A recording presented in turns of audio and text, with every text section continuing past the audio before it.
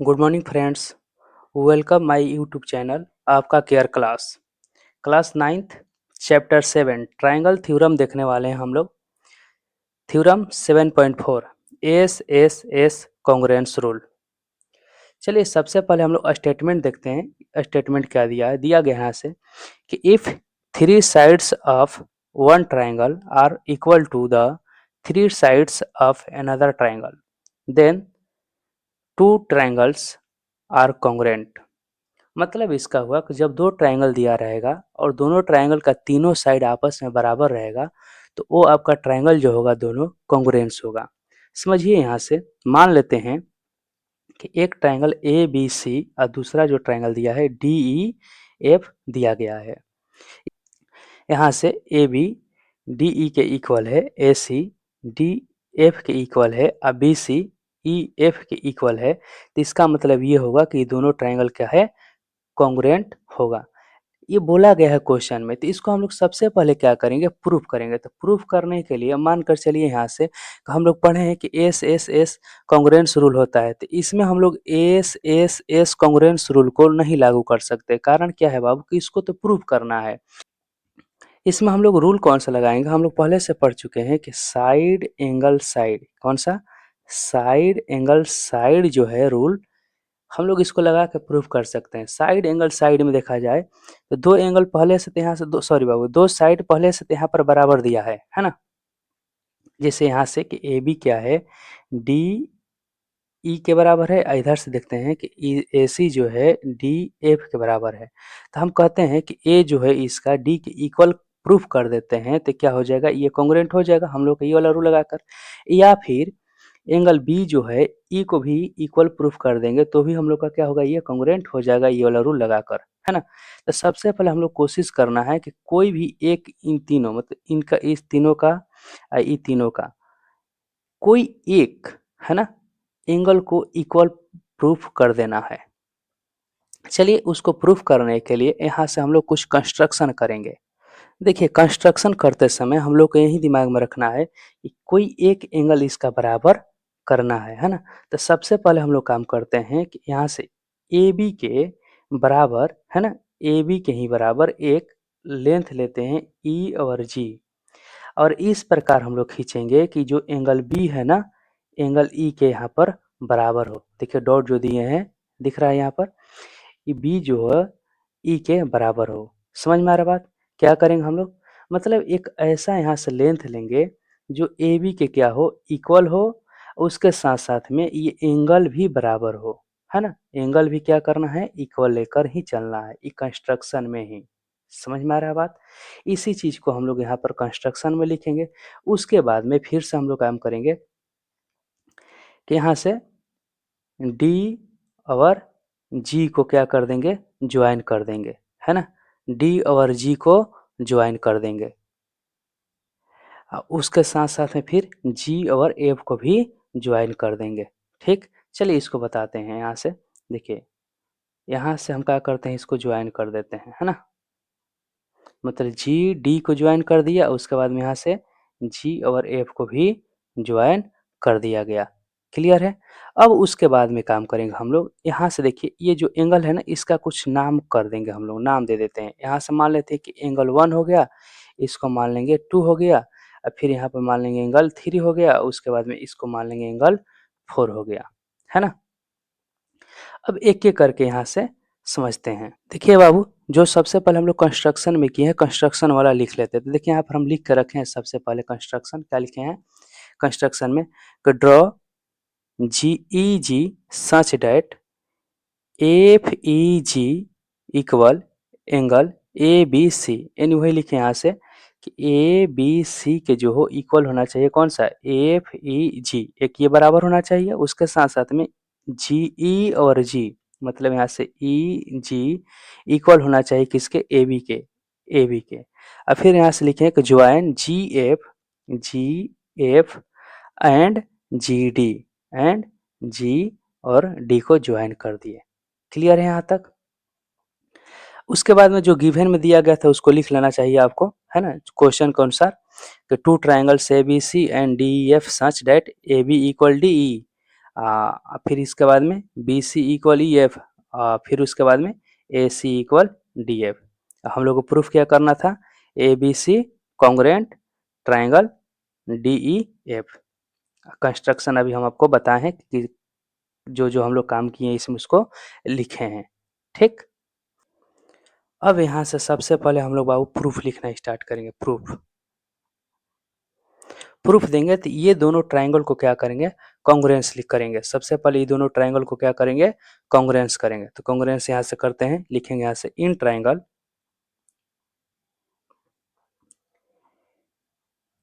A B C and triangle G E F. फिर यहाँ से लिखेंगे, ध्यान से देखिए, ए बी सी में आपका ए बी जो है ना, जी और ई के क्या है, बराबर है, पहले से ही दिया गया था ना। उसके साथ साथ में फिर यहाँ से देखा जाए तो बी सी जो है ई और एफ के बराबर है ना।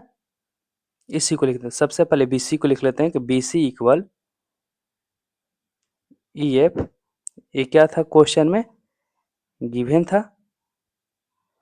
और फिर यहाँ से एंगल बी, एंगल ई, हम लोग उसको माप में कंस्ट्रक्शन में ही खींचे थे, है ना, एकदम इक्वल बाय कंस्ट्रक्शन। अब फिर यहाँ से एक और लिख लेंगे ए बी इक्वल क्या होगा, जी ई, ये भी कंस्ट्रक्शन के ही द्वारा है।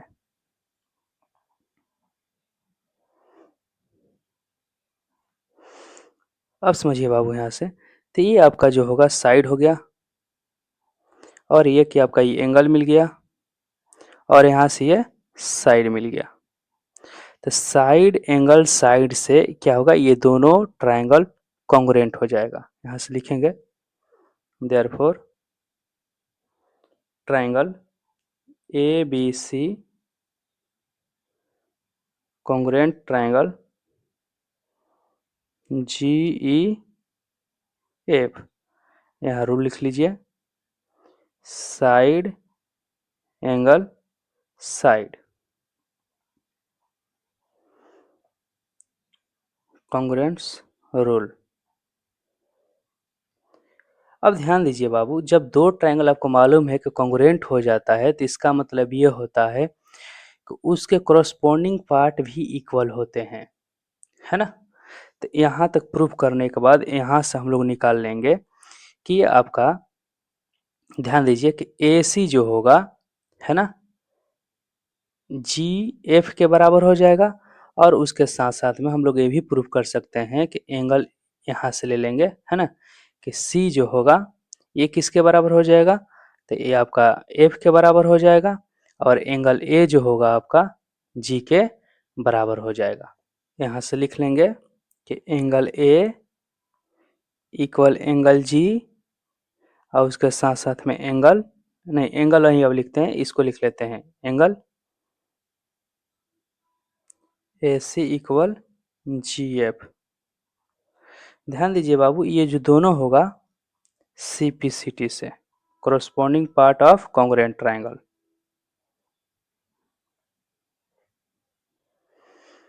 यहाँ देखिए, जब ये दोनों ट्राइंगल आपस में क्या होगा, कॉन्ग्रुएंट हो गया, तो इसका हम लोग क्या करेंगे कि एंगल ए जी के बराबर हो गया, और उसके बाद में ए सी जो होगा आपका जी एफ के बराबर होगा, है ना।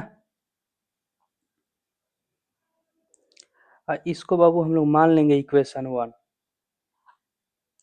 क्या मान लेंगे, इक्वेशन 1 है। अब बाबू इसके आगे देखिए, लिखेंगे इस तरीका से, now A B equal D E. ये हम लोग को क्वेश्चन में ही दिया गया था, गिवन है A B equal D E. और फिर अभी हम लोग प्रूफ किए हैं, नहीं कंस्ट्रक्शन से लिए थे हम लोग, A B equal G E, A B equal G E. ये कैसे लिए थे, कंस्ट्रक्शन से। तो आप ध्यान से देखिएगा, ए बी की इक्वल यहाँ पर डी ई है, ए बी की इक्वल क्या है, जी ई है। तो लिख सकते हैं कि सो डी ई इक्वल जी ई। हम लोग क्या हो जाएगा, प्रूफ कर सकते हैं यहाँ से कि डी ई जो है जी ई के इक्वल होगा, डी ई जी ई के इक्वल होगा। तब यहाँ से लिखेंगे then in triangle D E G, D E G मतलब यहाँ से पूरा पूरा डी ई जी को हम लोग लेकर चल रहे हैं। तो डी ई जी में केवल देखा जाए तो हम लोग अभी प्रूफ किए हैं कि डी ई इक्वल है किसके, जी ई के, यानी दोनों साइड अभी हम लोग प्रूफ कर लिए हैं, है ना। जब ये दोनों साइड आपस में बराबर है, इक्वल है, तो इसका मतलब क्या होगा कि इसका अपोजिट एंगल भी इक्वल होगा। तो इसका अपोजिट एंगल क्या है, 1 है, और इसका अपोजिट एंगल कौन है, 3 है। तो यहाँ से लिख लेंगे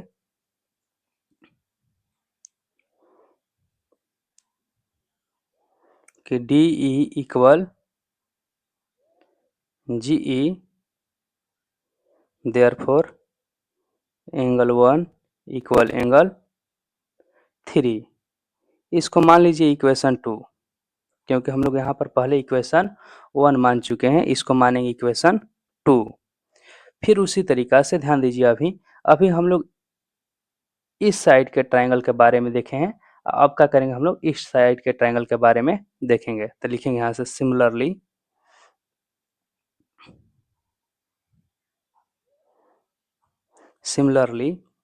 ए सी इक्वल क्या है, डी एफ।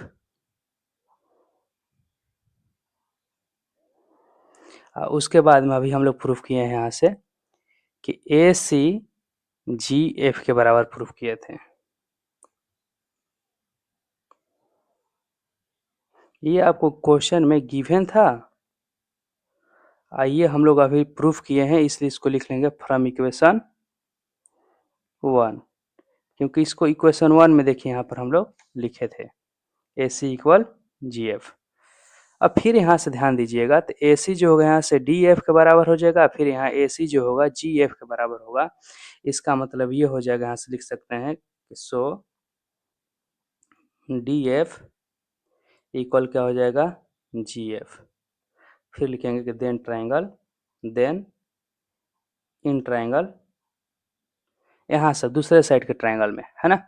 तो D F G, D F G, D F G में देखा जाए तो आपको वही मिल जाएगा फिर से कि डी एफ बराबर क्या हो जाएगा, जी एफ। देयरफॉर एंगल 2 जो होगा इसका बराबर हो जाएगा किसके, एंगल 4 के। इसको मान लीजिए इक्वेशन 3। अब आगे लिखेंगे यहाँ से एडिंग इक्वेशन 2 एंड 3, इन दोनों इक्वेशन को ऐड कर देंगे। तो दोनों इक्वेशन को जब ऐड किया जाएगा तो देखा जाएगा बाबू, तो एंगल 1 इधर क्या हो जाएगा, एंगल 2 इक्वल क्या हो जाएगा, एंगल 3 और प्लस एंगल 4। तो एंगल 1 और 2 को मिलाया जाएगा तो क्या बन जाएगा, ये एंगल डी बन जाएगा। और इधर देखा जाए तो एंगल 3 और 4 को मिलाया जाए तो ये क्या बन जाएगा, एंगल जी बन जाएगा, है ना। हम लोग यहाँ से लिख सकते हैं भी कि एंगल डी जो है जी हम लोग अभी प्रूफ किए थे यहाँ से कि जी किसके बराबर है, ए के बराबर है। तो स्पष्ट यहाँ लिख सकते हैं कि एंगल ए, यहाँ पर लिख सकते हैं फ्रॉम इक्वेशन 1, है ना, क्योंकि 1 के अनुसार यहाँ पर क्या कर दिए, जी के स्थान पे ए कर दिए, यानी डी जो है ए के बराबर हम लोग प्रूफ कर दिए। अब देखिए बाबू, डी जो है पूरा पूरा एंगल ए के बराबर हो गया, मतलब कि यहाँ से angle A equal angle D हो गया। तो उस कंडीशन में अब हम लोग क्या करेंगे, यहाँ से साइड एंगल साइड और फिर यहाँ से इसका साइड एंगल साइड प्रूफ कर, दोनों का क्या करेंगे, साइड एंगल साइड से दोनों को कॉन्ग्रुएंट प्रूफ कर देंगे। अब यहाँ से लिख देते हैं नीचे एक लाइन और लिखिए Now in triangle ABC and triangle DEF, लिखिए यहाँ से कि AB इक्वल DE, ये गिवन है।